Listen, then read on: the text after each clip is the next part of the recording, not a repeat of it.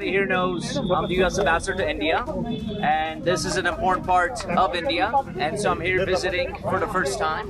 It is an incredibly beautiful place. यकीन जानिए मेरा दिल दुख रहा है बतौर पाकिस्तानी। बहुत बड़ा धचका लगा है आईएसआई को और पाकिस्तान की फौज को। जम्मू कश्मीर पर अमेरिका का बड़ा बयान, भारत का अहम अंग है जम्मू कश्मीर। भारत में राजदूत सर्जियो गौर का पाकिस्तान की नींद उड़ाने के लिए यह बयान काफी है, क्योंकि जम्मू कश्मीर में जाकर अमेरिका के राजदूत ने साफ निकला कि उसने बोला कि Jammu and Kashmir is an important part of India और मैं इंडिया में ही खड़ा। जो तकारीर हो रही है या जो बातें हो रही है वो मेरे ख्याल में पाकिस्तान जो अपना नैरेटिव बिल्ड करना चाहता रहा है गुज़िश्ता 76-77 सालों से, उसको एक बहुत बड़ा धचका ज़रूर लगा है।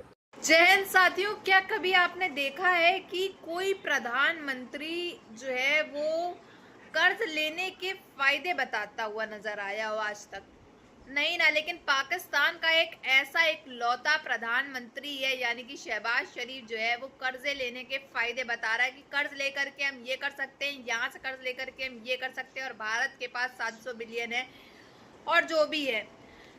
लेकिन पाकिस्तान का शहबाज शरीफ का बयान तो आपने देखा ही होगा इंट्रो में, किस तरह से वो साफ तौर पे कर्जों के जो है फायदे गिनवाते हुए नजर आ रहा है अपनी पाकिस्तान की पब्लिक को, क्योंकि ऑब्वियसली दुनिया भर के मुल्क के लोग और साथ ही साथ पाकिस्तान की आवाम भी बहुत अच्छी तरीके से जानती है कि पाकिस्तान कितना कर्ज में जाकर के डूब गया है। तो अपनी आवाम को थोड़ा ठंडा करने के लिए जो इस समय प्रदर्शन चल रहे हैं, इनके खिलाफ मुर्देबाजी के नारे लग रहे हैं, वो कम करवाने के लिए शहबाज शरीफ उतर आया फिर एक दफा मंच के अंदर और गिनवाने लगा कर्ज लेने के फायदे, जिसपे इनको भर के जो है वो पाकिस्तान की आवाम के द्वारा जूते तो पड़े ही पड़े, साथ ही साथ गालियां भी पड़ी। लेकिन पाकिस्तान का प्रधानमंत्री रुकने का नाम नहीं लिया। उसने एक के बाद एक ऐसे फायदे गिनवाए जिनका ना सर है ना पैर है, मतलब बेतुकी बात जो हर बार ये करते हुए नजर आ रहे होते हैं मंच में। तो चलिए पूरी वीडियो को हम विस्तार से देखते हैं, फिर मिलते हैं वीडियो के एंड में।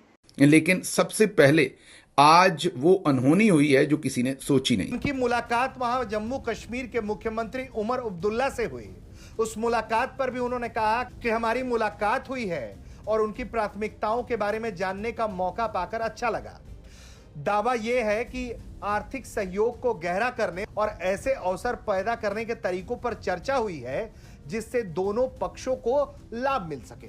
वहीं उमर अब्दुल्ला ने भी इस मुलाकात पर और अमेरिका से सहयोग बढ़ाने पर अपनी संभावनाओं को व्यक्त किया है। Washington and between me and the government of India in New Delhi, but we are very hopeful and optimistic that the engagement between the United States of America and Jammu and Kashmir will both widen and deepen in the years ahead. तो एक तरफ उमर अब्दुल्ला और दूसरी तरफ America के राजदूत Sergio गौर, जाते जाते उन्होंने एक और बड़ी बात कह दी है, वो ये कि अमेरिका अपनी ट्रैवल एडवाइजरी की समीक्षा करेगा कि जम्मू कश्मीर के अंदर अमेरिकी नागरिकों को निकला कि उसने बोला कि Jammu and Kashmir is an important part of India और मैं इंडिया में ही खड़ा। अगस्त 2026 में सर्जियो गौर पहुंचा श्रीनगर।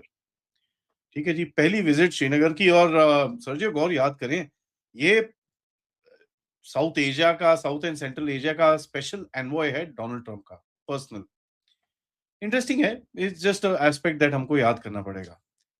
ये मिले चीफ मिनिस्टर उमर अब्दुल्ला से, उसके बाद लेफ्टिनेंट गवर्नर मनोज सिन्हा से मिलेंगे और उसके बाद लद्दाख की तरफ इनका रवाना होगा। और उससे पहले यही यूएस एम्बेसडर 2018 में इन्होंने कॉन्स्टिट्यूशनल चेंजेस जो हुए थे उससे पहले यहाँ पर एक गए थे। तो टेक्निकली स्पीकिंग 2019 के 370 के हटाने के बाद सर्जियो गौर सबसे पहले यूएस एम्बेसडर हैं जो एक स्टैंड अलोन विजिट के लिए वहां पर गए हैं। तो काफी पॉलिटिकली सिग्निफिकेंट है। हमारे साइड के कश्मीर में वो के कोई इस किस्म की वो चीज़ नहीं हुई, लेकिन जो तकारीर हो रही है या जो बातें हो रही है वो मेरे ख्याल में पाकिस्तान जो अपना नैरेटिव बिल्ड करना चाहता है, सब इसका हिस्सा है। इलेक्शन तो करवाया गया, लेकिन जिस तरीके से करवाया गया वो मुझे लगता है कि वो चलने वाला नहीं है।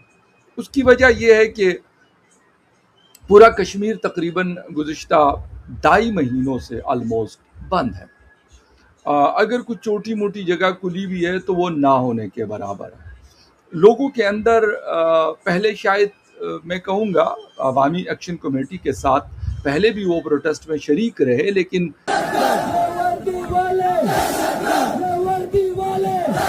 जो तकारीर हो रही है या जो बातें हो रही है वो मेरे ख्याल में पाकिस्तान जो अपना नैरेटिव बिल्ड करना चाहता रहा है गुज़िश्ता 76-77 सालों से, उसको एक बहुत बड़ा दचका ज़रूर लगा है। अच्छा सेठ साहब, ये जो शख्सियत है 38 साल इनकी उम्र है, सर्जियो गौर इनका नाम बताया जा रहा है और वो ट्रंप के करीबी साथी रहे। उनके कैंपेन में उन्होंने अच्छा खासा किरदार अदा किया। These are the videos Pakistan's government doesn't want you to see.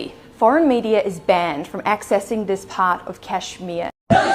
उसके बाद एक फ्री एंड फेयर इलेक्शन करवाएं, जो अनफॉर्चुनेटली नहीं हुआ और इसका रिजल्ट मुझे लगता है कि निकलेगा। दूसरी बात ये हुई कि जिस तरीके से इस सारे मामले को ट्रीट किया गया, हमारे फेडरल गवर्नमेंट इस्लामाबाद में बैठे हुए जो एडवाइज़र्स हैं, जो मिनिस्टर्स हैं, उनकी जो लैंग्वेज थी वो मेरे ख्याल में एक अजीब किस्म की चीज़ थी। मैं एक जगह पढ़ रहा था कि